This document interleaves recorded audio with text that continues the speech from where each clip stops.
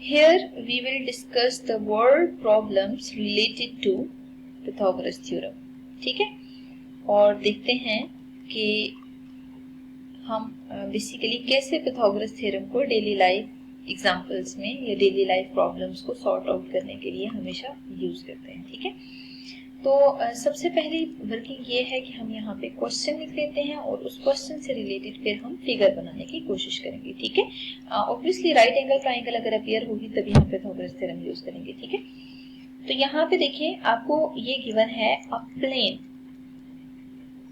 Is at height of 300 meter. ठीक है, and 500 meter away from airport.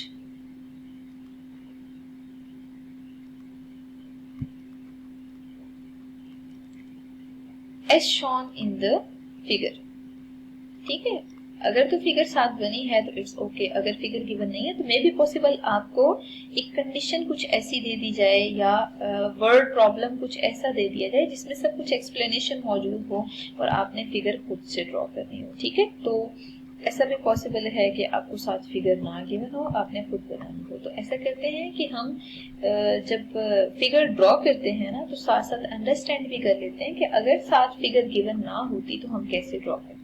ठीक है, अब देखें क्वेश्चन को हम पहले अच्छे से अंडरस्टैंड कर लेते हैं. A plane is at height of 300 metre and 500 metre away from the airport.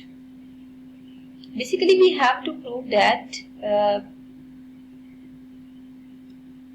How much distance will it travel to land at the airport. ठीक है, अच्छा देखिए सबसे पहले हमें इतना आइडिया है कि अगर फॉर एग्जांपल यहाँ पे एरोप्लेन मौजूद है, ठीक है, तो वो बेसिकली बेस से या ये कह लें फ्रॉम अर्थ वो किस डिस्टेंस पे है वो हमेशा ये हाइट आएगी इसकी. ठीक है, किस हाइट पे है.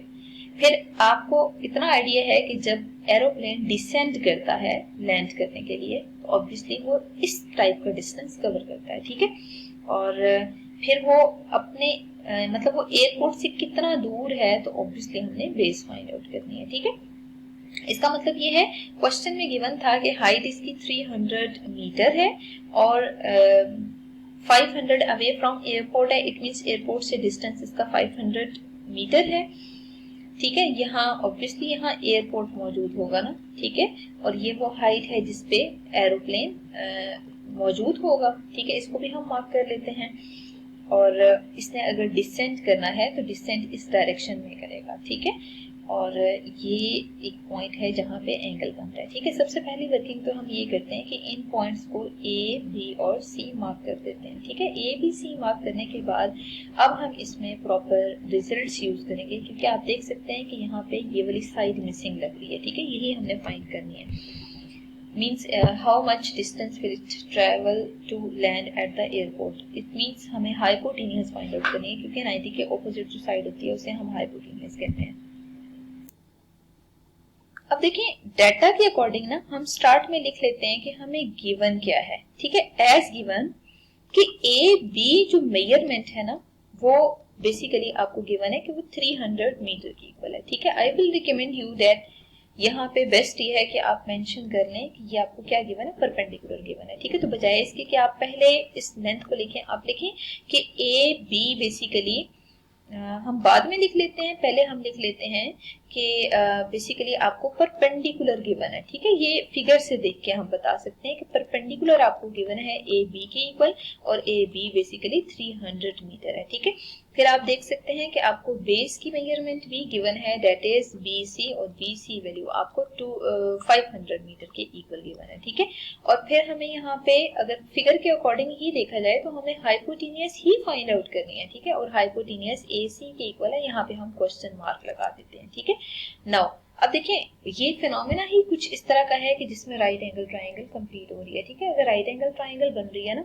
इसका मतलब ये है कि हम Pythagoras थ्योरम यूज कर सकते हैं. ठीक है, तो सबसे पहले यहाँ बेशक लिख लें A B C is right angled triangle. ठीक है, राइट एंगल ट्राइंगल है तो तभी हम इस पे Pythagoras थ्योरम यूज कर सकते हैं. ठीक है, तो बाय Pythagoras थ्योरम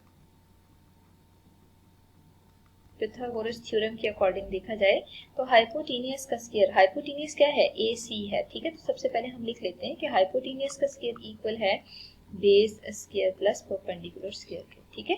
तो अगर फॉर एग्जांपल हमें यहाँ पे सारी वैल्यूज गिवन हैं तो आप डायरेक्ट भी पुट कर सकते हैं, ठीक है। यहाँ पे देखिए A C is hypotenuse, base is basically 500 whole square and perpendicular is 300 metre whole square, ठीक है। अब आप ए सी को एज इट इज रहने दें और 500 को सॉल्व करने तो 25 के आगे 4 जीरोस होंगे, ठीक है।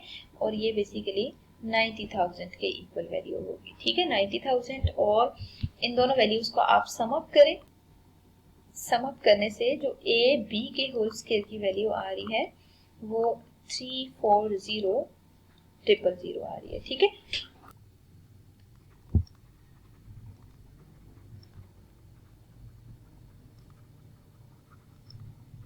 क्योंकि हमें हाइपोटेनियस फाइंड आउट करनी है, डेट इज ए बी, ठीक है।